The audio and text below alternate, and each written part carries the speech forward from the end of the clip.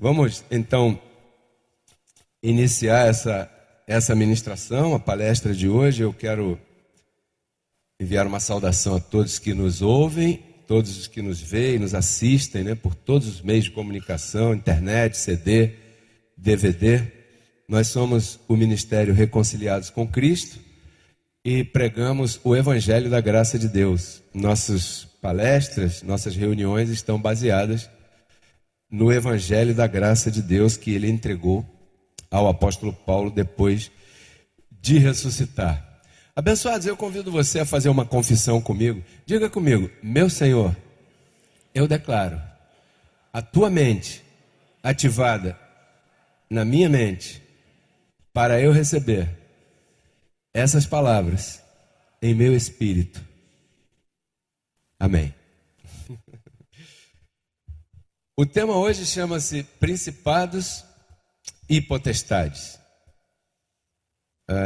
Você já ouviu essa expressão bíblica?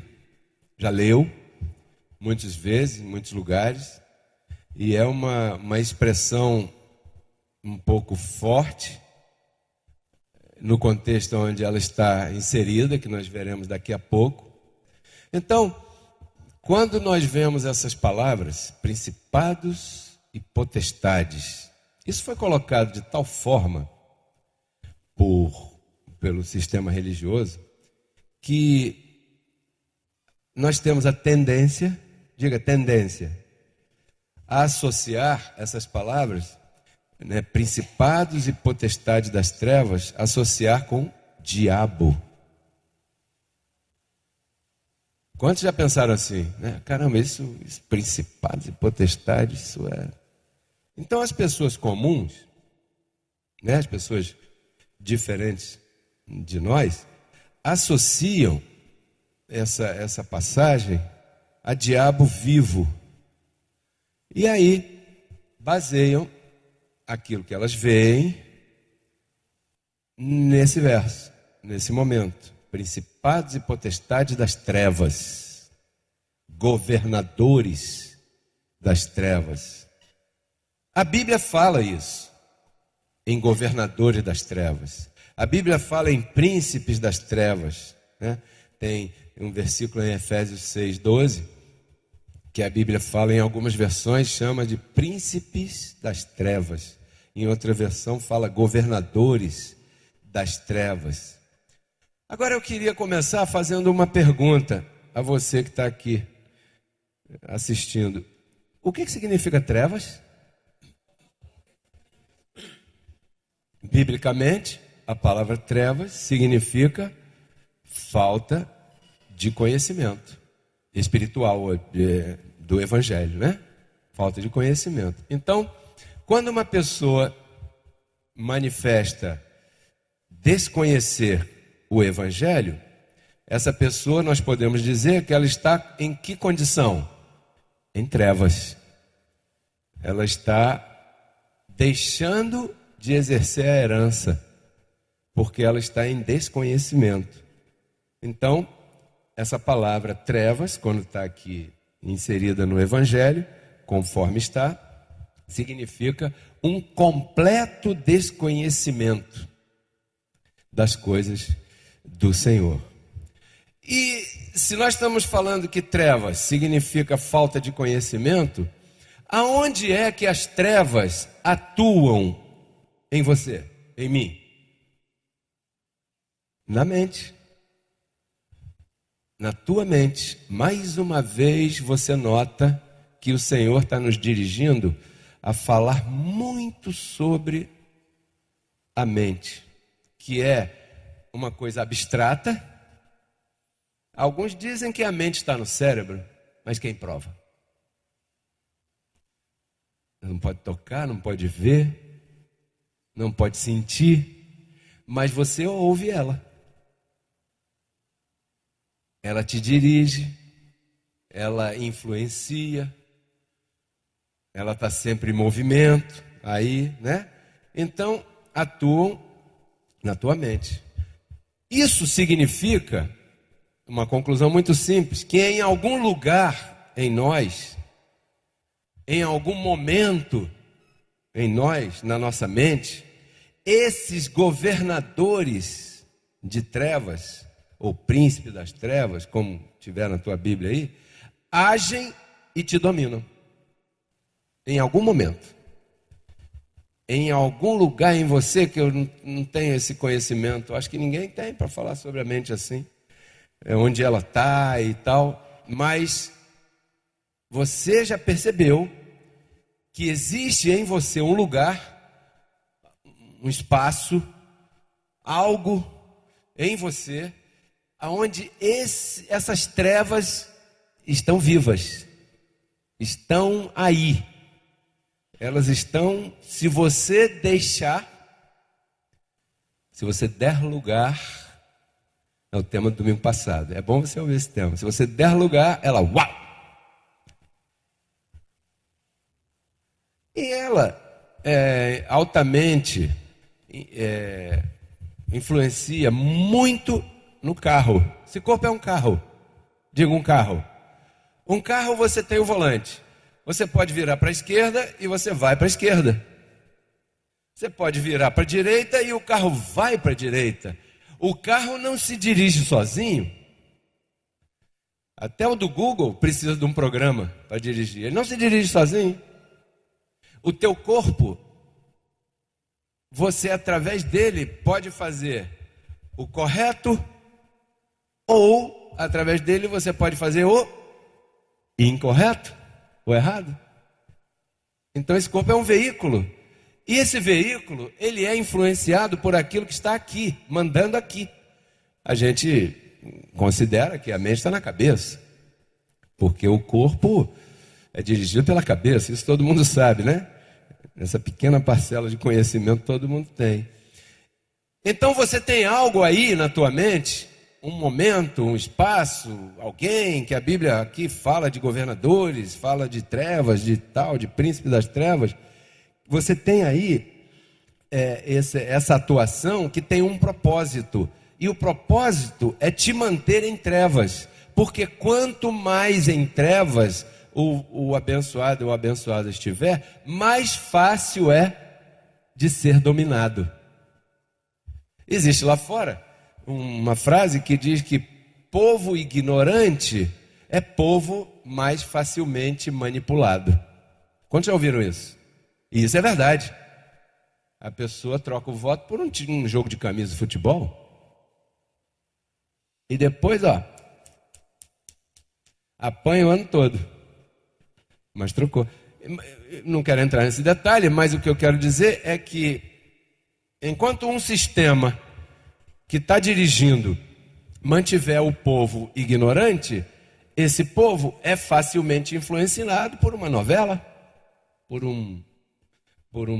sei lá, uma notícia falsa, não sei, qualquer coisa sem fundamento, porque o povo não está, tem muita gente que não está aí pensando como deveria pensar. Então, enquanto você permanecer em trevas, mais fácil será o domínio da tua carne sobre a tua vida. Por isso é que Paulo dizia lá, não podemos conhecer ninguém segundo a carne, porque aí é diabo. Você pode fazer uma confissão para quem está do teu lado? Diga para esse abençoado, essa abençoada assim, olha, você, vem para ele e diga, você em espírito é um Deus, mas na carne é um diabo. É uma dualidade, isso está presente, a gente tem que falar isso, vai falar.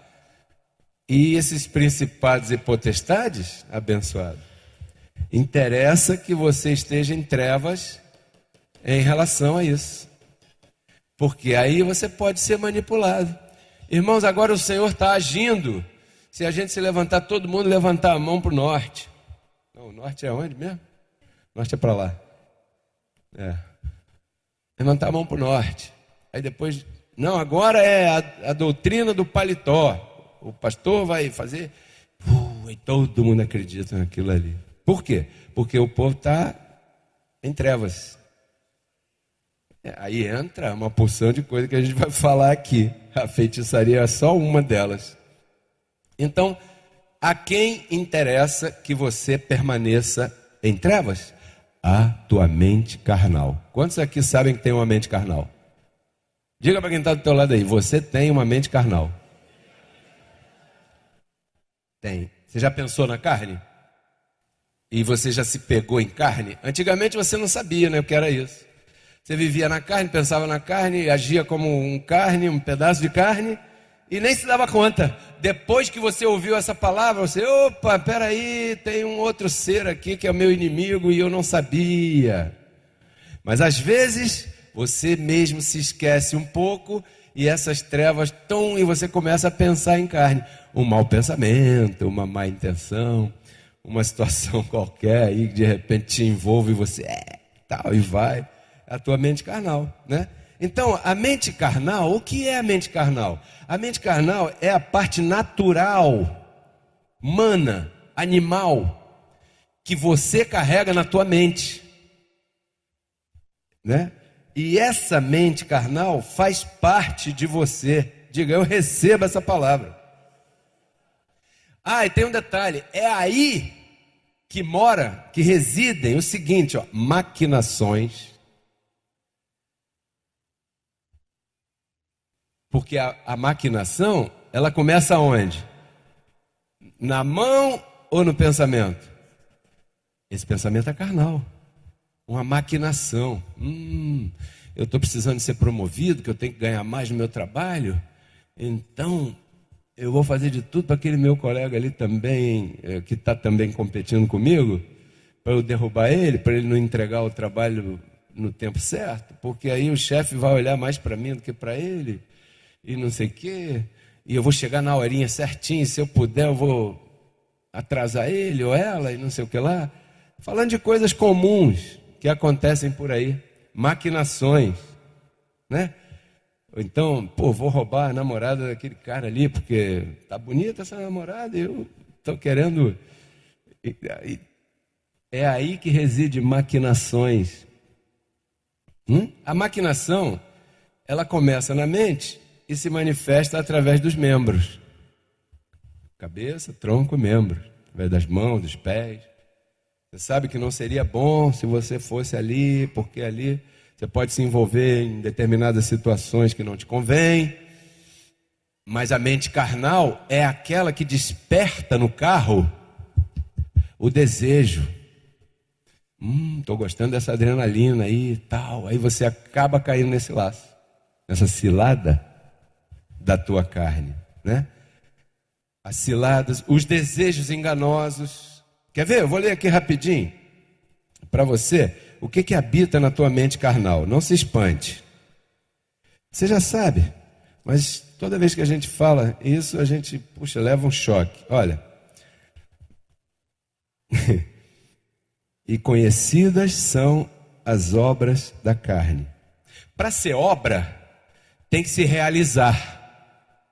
Correto? Mas para se realizar, primeiro acontece na mente. Então, olha, conhecidas são, que são adultério. Você tem na tua mente carnal o adultério. Pode estar em maior grau ou em menor grau, mas ele está aí. Quantos recebem agora? Diga a aba agora que eu quero ver. Né? Adultério, fornicação, imundícia, lascívia, idolatria, feitiçaria, como disse o André. Isso está na tua mente. Você, na mente carnal, é um feiticeiro. Na tua mente carnal, você é uma feiticeira também. Depende do meio ambiente onde você se desenvolveu, isso aí vai vir a flor da pele ou não. Olha, o que mais aqui? Feitiçaria, inimizades. Já viu? Pessoas que por qualquer coisa ficam inimigas de você. Caramba, eu não fiz nada para essa pessoa ficar assim. Por que está assim? Isso é carne. Isso é mente carnal. Isso é um principado das trevas que está aí. Agindo e tomando conta e dominando e botando isso aqui para fora. Inimizade, briga, ciúme, iras, contendas, disputa, dissensão, heresias, inveja, homicídios, bebedices, orgia e coisas semelhantes a estas que a carne gosta e adora. Eu não vou ficar aqui perguntando se você já participou de uma orgia. Você sabe o que você fez na sua vida até aqui. O que eu estou dizendo é que nesse momento, você estava sendo dirigido ou dirigida pela tua mente natural, que é um principado das trevas. E te domina, se você deixar. Te leva, te arrasta, te vicia, te condena e depois ainda te envergonha e depois te acusa. Tá vendo? Aí, você, a tua própria mente fala isso para você. Eu tenho certeza que todos aqui, quando abrem a boca e declaram, eu sou um Deus, eu confesso que eu sou um abençoado. Diga, eu sou um abençoado, uma abençoada, salvo para sempre, amado de Deus. A tal ponto, abençoado, a tal ponto que Ele te escolheu para iluminar teus olhos. Mas você, ao abrir a tua boca, você encontra em você mesmo situações que te condenam.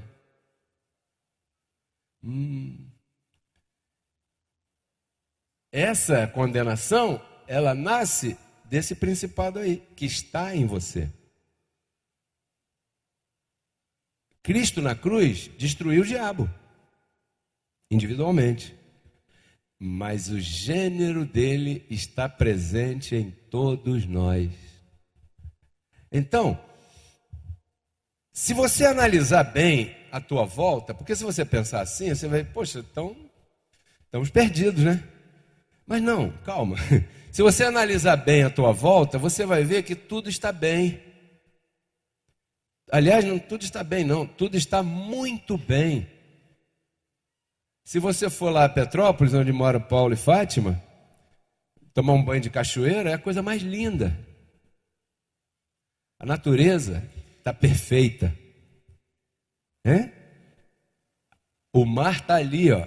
Dizem que a Amazônia é o pulmão do mundo. Não, outro dia eu estava lendo, não, abençoado. O mar é o pulmão do mundo. As águas do mar, os oceanos, é que são o pulmão do mundo. Então, está tudo equilibrado, está tudo perfeito. O mar é nascente, exerce pressão aqui, por isso é que aquela água sai lá, aí sai, cai aqui, aí o sol bate, evapora, aí fica aquela nuvem lá, daqui a pouco cai no chão de novo, e quando cai, além de regar a terra, limpa o ar, e fica tudo, a poeira desaparece, e a árvore nasce, né, Valquírio? Aí dá acerola, aí tá lá tudo bonito, né, abacate. Aí, que lindo, tremendo, tudo bonito, tudo bacana, o sol, daqui a pouco não tem sol, aí amanhã naquele mesmo horário o sol de novo, uma época do ano a temperatura baixa, daqui a pouco aumenta e tal, não sei o quê, e venta, não venta, está tudo bem, diga comigo, está tudo bem. Sabe qual é o problema? É quando o homem natural começa a agir. Aí...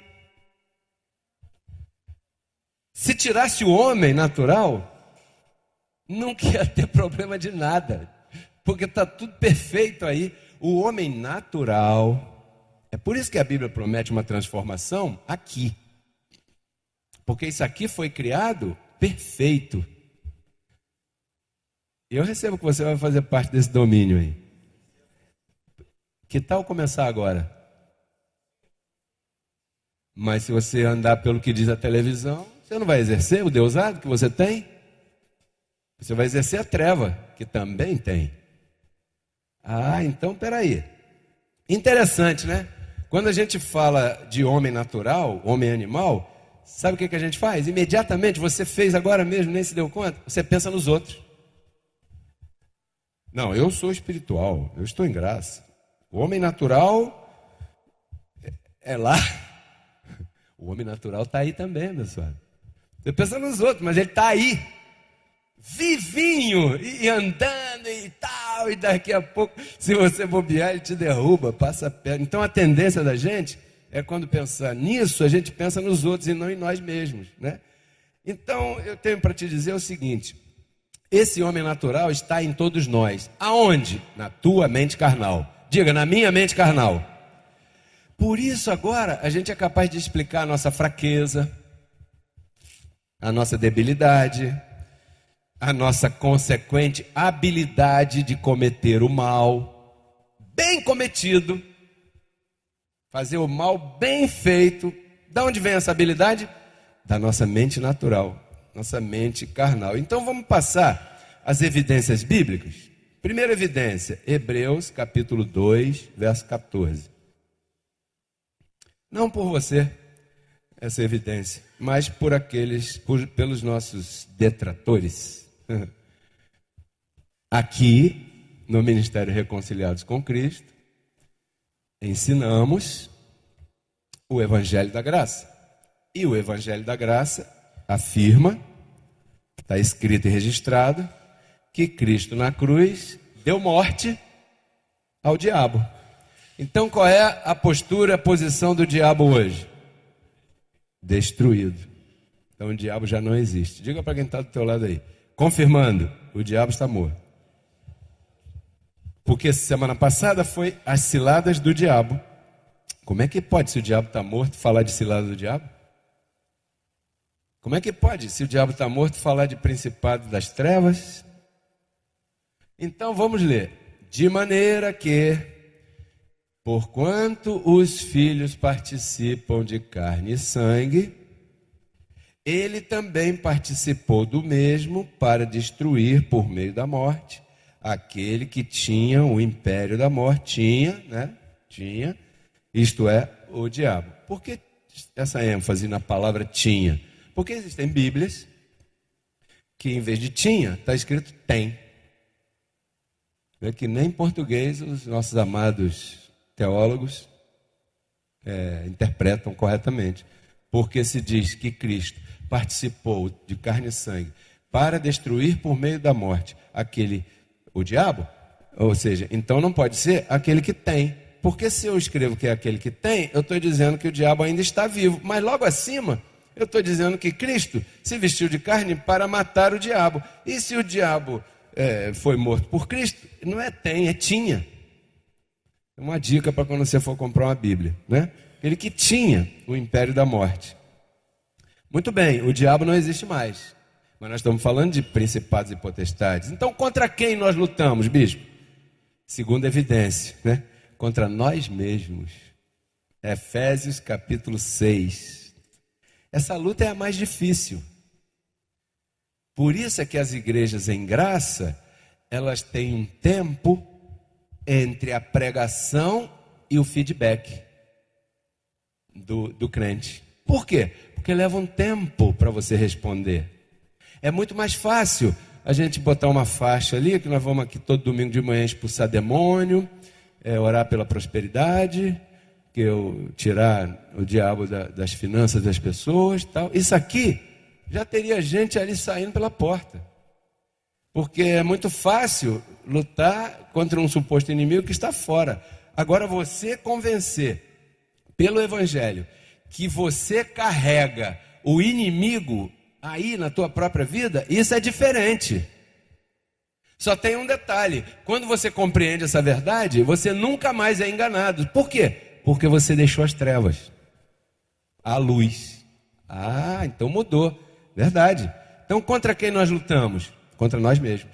Efésios 6,12. Nossa luta não é contra carne e sangue. Ou seja, não é contra terceiros. Eu não estou aqui para lutar contra o Papa. Porque quem botou o Papa? Quem foi? Então ele é Papa porque Deus quis que ele fosse o Papa. E se Deus quis que ele fosse o Papa, eu vou lá matar o Papa? Derrubar o Papa? Deixe o Papa fazer a coisa dele, eu vou fazer o meu aqui, ó. Porque a minha luta não é, eu não quero brigar com ele lá. É claro que nós acabamos brigando quando a gente está num programa de rádio, quando a gente expõe. Aí você está combatendo publicamente e as pessoas estão lá discutindo, opinando, ouvindo, assimilando ou não. Isso é uma briga mais elegante, né? Do que fazer o que já fizemos. Puxa, como eu me envergonho desse mico. Juntar 3, 4 ônibus, todo mundo com faixa, cartaz e apito, entrar lá dentro da Catedral de Aparecida do Norte e fazer bagunça lá dentro. Isso, né? É como se um grupo de espíritas, sei lá, entrasse aqui e começasse a fazer a pitaça aqui dentro, agora na hora da reunião. Não é legal isso, verdade? Então, olha, a nossa luta, por isso é que esse evangelho nos chama, calma, abençoado, sobriedade, sede sóbrios, dizia o apóstolo. o apóstolo Paulo. Então, a nossa luta não é contra a carne e sangue, senão contra principados, contra potestades, contra os governadores das trevas, como eu disse que em algumas versões tem contra os príncipes das trevas, né? Os governadores das trevas deste século, contra hostes espirituais da maldade aqui, nas regiões celestiais. A palavra hoste significa inimigo. E quem é o teu inimigo? Sendo que Hebreus 2,14 está valendo. Se o diabo foi destruído, quem é meu inimigo agora? Ah, é o Fluminense, é o Vasco, é o... Não, teu inimigo é a carne, né? Teu inimigo é a tua carne. Diga aí para quem está do teu lado, meu inimigo é a minha carne. Então há uma luta entre a mente carnal e a mente espiritual. Aí o que aconteceu? A gente encontra isso aqui, por exemplo, em Romanos 7. No dia em que o apóstolo Paulo descobriu isso, ele orou ao Senhor. Ele disse em Romanos 7, 22, 23 assim: olha, eu tenho prazer na lei de Deus, que é o Evangelho, mas eu encontro nos meus membros uma outra lei que guerreia contra a lei da minha mente, me levando cativo à lei do pecado que está em meus membros. Então, de maneira que, quando eu quero fazer o bem, encontro nos meus membros uma outra lei que guerreia contra a lei da minha mente. Então, essa lei que guerreia contra a lei da mente é a lei do principado ali, ó, das trevas. Você tem que ser carnal. E o mundo é assim. Se você não for carnal, vão te passar para trás. É o bobo. Né? Então, isso está aí, permeado em todo lugar, nos mínimos detalhes. E o nosso chamado é combater isso aí, primeiro em nós mesmos. Aí o apóstolo Paulo encontrou isso e escreveu aqui, ó, no dia que ele se deu conta disso, abençoado, o que ele fez? Ele orou ao Senhor, segundo aos Coríntios, capítulo 7, não está na projeção, mas eu vou ler, capítulo 12, segundo aos Coríntios, capítulo 12, verso 7. Diz assim, ó: e para que a grandeza das revelações não me exaltasse desmedidamente, me foi dado um aguilhão na minha carne, um espinho na minha carne, um mensageiro de Satanás, porque esse mensageiro você tem. Diga, o diabo foi destruído, mas o mensageiro está aí. Um mensageiro que me esbofeteie, né, para que não me enalteça sobremaneira.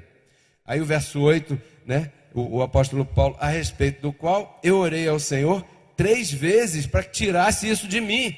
Senhor, está pegando mal. Por quê, Paulo, está pegando mal? Senhor, eu sou apóstolo.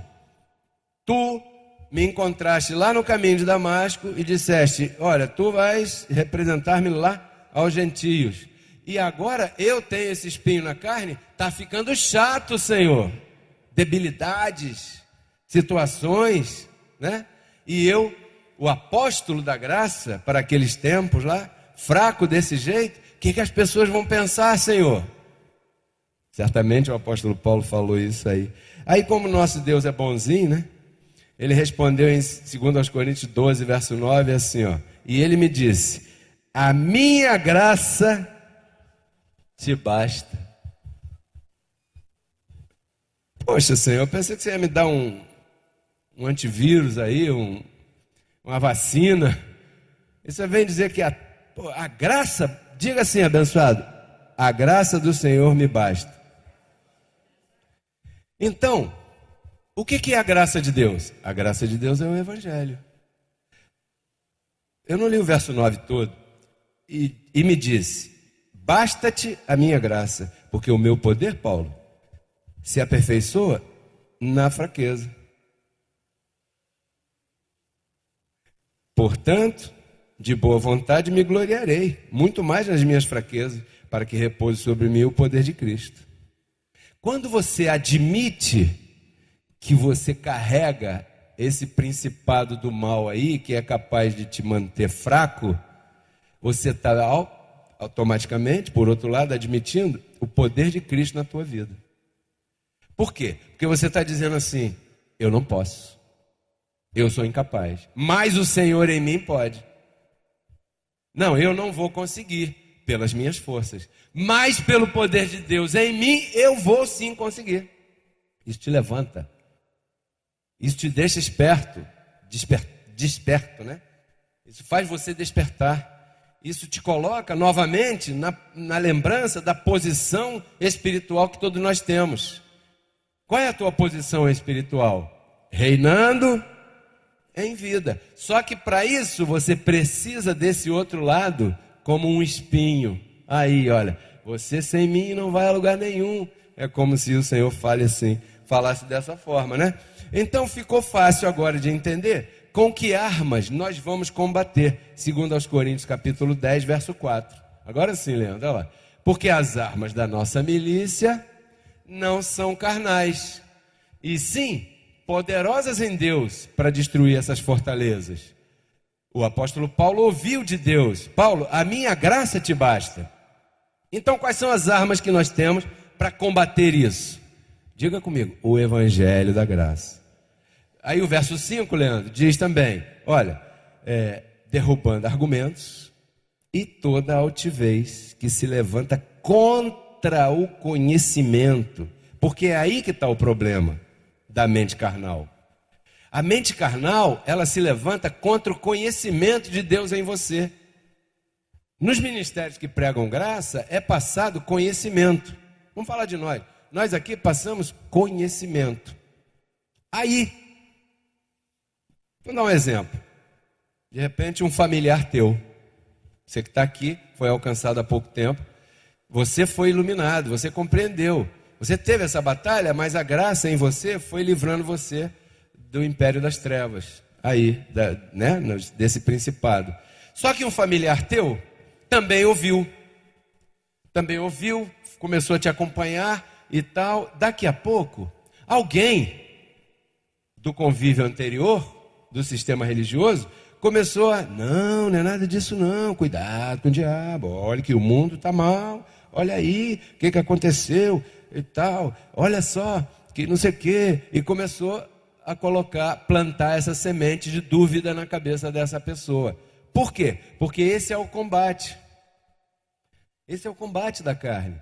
Ele se levanta contra o conhecimento. O que explica, abençoado, se não fosse assim? O que explica você ler para a pessoa? Abençoado, leu aqui Hebreus 2,14? Certeza que você já mostrou isso para alguém. Está escrito aqui, ó, destruiu o diabo. Não é? Não é assim? Está escrito. Mas não é bem assim não. Como é que você explica essa pessoa rechaçar uma coisa que está escrito, que ela está vendo ali, não, mas isso aí não quer dizer bem isso não. Abençoado, então o que quer dizer isso aí? Se está escrito isso aí, se você não diz que crê no que está escrito, creio. Está escrito que está destruído. Mas nessa parte não é assim não. Então, o que explica é isso, olha, abençoado. Se levanta, existe argumento na mente dessa pessoa que é ativado por um comentário, por outro, que vai contra o conhecimento de Deus. E nós devemos combater aí. Então a mente carnal tem esses argumentos que se levantam. Cada vez fica mais claro que tudo é na nossa mente. Você é a tua mente. Você é o que você come. Quem você alimentar é que vai dirigir você. Quem você alimentar é que vai dirigir tua vida, né? Argumentos, mente. Conhecimento, mente. Pensamento, mente. E em outros lugares, por exemplo, se você pegar Romanos capítulo 12, verso 1 e 2, transformai-vos pela renovação da vossa mente.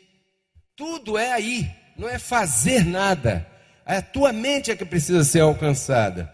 Então vamos aqui rapidinho em Efésios 4. Efésios capítulo 4, verso 22. Diz assim, olha. Quanto à maneira passada de viver, despojai-vos do velho homem que está viciado conforme aos desejos. Onde é que estão os desejos? Na mente. Enganosos. Então isso quer dizer que você pode estar limpinho, cheiroso, limpinha, cheirosa, arrumada, pintada, enfeitada, penteada, mas a tua mente carnal está cheia de viciada em desejos enganosos. Está viciado e você tem que se despojar disso todo o tempo. Aí o verso 23, o que o apóstolo Paulo diz? Renovai-vos no espírito de vossa o quê? Mente. Outra vez falando da mente. O evangelho da graça é para o teu espírito, para a tua mente. Para ativar em você esse espírito que de repente esteve adormecido esse tempo todo em que você passou no sistema religioso. Então a afirmação qual é? Para a gente terminar. As armas que nós temos são suficientemente poderosas para isso. Você não precisa de jejum, você não precisa de subir o monte, você não precisa pagar o preço, você não precisa fazer o sacrifício, você não precisa batizar nas águas, você não precisa nada disso, abençoado, porque tudo está na tua mente. Aí, né? Efésios 6, verso 13. Diz assim, ó. Depois que fala dos principados e potestades, esse é o contexto, né? Depois que fala o verso 12, dos governadores das trevas, hostes espirituais da maldade nas regiões celestiais, tal. Aí o verso 13, olha o que diz. Portanto, tomai toda... Qual é a armadura? É a Bíblia? Não, está na Bíblia, mas não é a Bíblia. Não, tem abençoados, né, crentes, lá fora, que falam, irmão, isso aqui é a espada. Não, senhor, a espada é o evangelho da graça. A armadura é o evangelho da graça. O escudo da fé é o evangelho da graça. Se você pegar a Bíblia toda e for usar a Bíblia inteira como uma espada, essa espada é de arame. Se você não usar a ferramenta certa, você não vai ter um bom combate. Então ele diz, olha, tomai toda a armadura de Deus para que possais resistir no dia... Quem é que traz o dia mau? A tua mente. A tua mente te dá aquilo, você recebe aquilo, começa a pensar naquilo, começa a falar aquilo, eventualmente aquilo se manifesta na tua vida. E pronto, é assim, simples de simples. Para que possais resistir. Mas se você está com a armadura na mente, epa, isso aí não é meu, não recebo, como disse a Imaculada, eu estou curada. E a medicina não explica por que está curado. Lá fora também acontecem coisas assim. Porque às vezes, em algum momento, o Senhor permite que aquela mente ali seja protegida e alguém seja curado de alguma coisa e não tem explicação diante da medicina, né? Então o verso 13 diz, portanto, tomai toda a armadura de Deus para que possais resistir no dia mau e tendo acabado tudo, tendo feito tudo, permanecei firmes. Eu vou ler aqui rapidinho até o verso.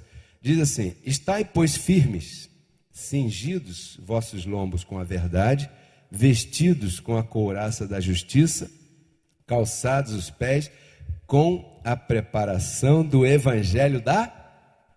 Qual é o evangelho da paz? Graça. Esse é o evangelho da paz. Sobretudo, quer dizer, isso é muito bom, mas sobretudo, tomai o escudo da fé, com que possais apagar com ele todos os dardos de fogo do maligno. Alguém pode imaginar um espírito voando por aí num lugar escuro, jogando seta nos outros? Flecha. A religião parece que pensa assim. Aonde é que acontecem os dardos de fogo do maligno? Qual mente? Na mente carnal. Para que possais apagar, você apaga. Claro que apaga. Hebreus 2,14. Espera aí. Eu tenho essa dualidade em mim. Isso é uma digital diabólica que eu carrego. Mas eu sou chamado a dominar isso. Com o quê? Com a armadura. E você vai buscando na armadura. Por isso que é importante você estar em contato. Você não deixar de congregar. Você ouvir a palavra. Ouvir os programas. CD, DVD. Isso é importante demais. Então diz... apagar todos os dardos de fogo do maligno. E tomai o capacete da salvação e a espada do Espírito, que é a palavra de Deus. O evangelho da graça, a palavra que Cristo falou a Paulo. Orando em todo o tempo, com toda oração e súplica no Espírito, e velando nisso, com toda perseverança e súplica por todos os santos. Eu confesso na tua vida. Eu falo assim, orando, confessando, né? Senhor, eu confesso que os meus irmãos estão curados. Eu confesso que meus irmãos estão bem, estão reinando, estão felizes, estão vivendo uma vida, né, de reinado nessa etapa. Essa é a minha confissão, né? E o verso 19, Paulo diz: e por mim também, diz o apóstolo Paulo, a fim de que, ao abrir minha boca, me seja dada a palavra para dar a conhecer com denodo o mistério do Evangelho. Porque o Evangelho é um mistério para muitos, porque eu tenho certeza que alguns abençoados aqui, quando liam isso aqui, tinham a intenção de querer entender que o diabo continuava vivo, mesmo Paulo tendo escrito Hebreus capítulo 2, verso 14. Mas, outro dia eu falei, pegue o verso, leia o contexto, e você vai ver do que ele está falando. Então, abençoado, essas armas derrubam essas potestades que estão na nossa carne. E eu declaro, agora você entende o outro verso, eu declaro você pisando esse inimigo debaixo dos teus pés. Você que lê Bíblia sabe que Paulo em outro lugar falou isso. Até que Satanás seja esmagado. Ué, mas o diabo não está vivo? A palavra Satanás significa adversário. Onde é que está o adversário em você? Então, a expressão que esse Satanás esteja sendo pisoteado por você significa o quê? Que você esteja controlando essa mente aí, alimentando essa mente com o homem espiritual, com essa palavra, como acabamos de ler aqui, vários versos, para que não se manifeste um espaço que fique vazio e que de repente esse principado tome a tua vida e te domine. É isso que Paulo quis dizer lá em Efésios, onde ele diz assim: não, nem deis lugar ao diabo. Bispo, o diabo não está morto? Como é que agora eu posso dar lugar ao diabo? Você dá lugar ao diabo quando você deixa a tua mente natural agir em você. Porque a tua mente natural é o próprio diabo em você. Ele não existe mais, mas o gênero está aí. Então devemos ter o quê? Cuidado, não é para assustar, não é para ficar com medo, deixar de dormir, perder o medo. Não. Diga, o diabo foi destruído. Agora diga para quem está do teu lado: eu não te conheço segundo a carne. Ou seja, isso tem um outro corte. Eu aprendi aqui com a dona Lourdes. Não te conheço segundo a carne significa duas coisas. Primeira coisa é que você já sabe. Se você errar, eu não levo em consideração o teu erro, porque eu não te conheço segundo a carne. Muito bem, esse é um corte só. Mas tem um outro mais forte, mais profundo. Eu não posso te conhecer segundo a carne, porque eu não sei do que você é capaz de fazer de mal. Em espírito você está perfeito. Mas esse principado das trevas, se te dominar, você pode me prejudicar e prejudicar o outro. Agora você entende, porque a essas alturas, às vezes a gente encontra pessoas em graça que fazem cada coisa que o diabo, se estivesse vivo, ficaria vermelho de vergonha. Em carne, nós não sabemos do que nós somos capazes ainda. É melhor nos conhecermos em espírito. Você recebe, abençoado? Eu declaro que você tem a melhor semana, vencendo essa batalha, até domingo, nesse mesmo horário.